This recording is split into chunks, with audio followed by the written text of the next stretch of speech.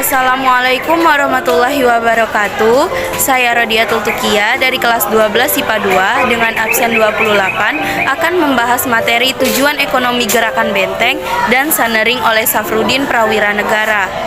Program Benteng adalah kebijakan ekonomi yang diluncurkan pemerintah Indonesia pada bulan April 1950 dan secara resmi dihentikan pada tahun 1957. Tujuannya adalah untuk melindungi pengusaha-pengusaha pribumi dari penguasaan pengusaha non-pribumi.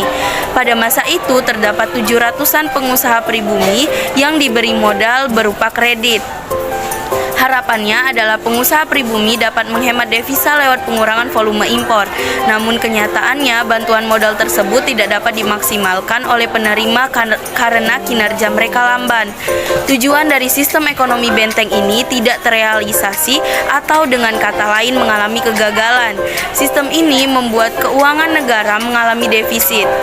Pada tahun 1952, defisit yang dialami mencapai angka 3 miliar rupiah ditambah dengan sisa defisit keuangan di tahun sebelumnya yakni sebesar 1,7 miliar rupiah.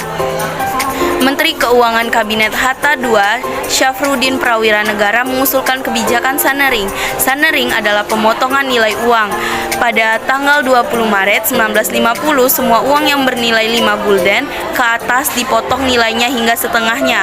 Nilai itu dianggap tak akan membebani rakyat kecil, sebab saat itu pecahan uang di atas 5 gulden hanya dimiliki mereka dengan ekonomi menengah ke atas.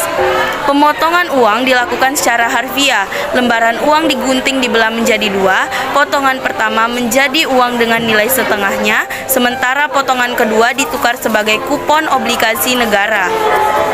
Obligasi negara yang dipegang hanya bernilai setengah.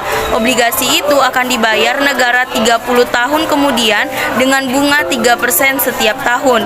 Kebijakan yang dikenal sebagai gunting Syafrudin itu bertujuan mengatasi krisis ekonomi, mulai dari mengatasi inflasi, mengurangi beban utang luar negeri, dan menanggulangi defisit anggaran sebesar 5,1 miliar rupiah.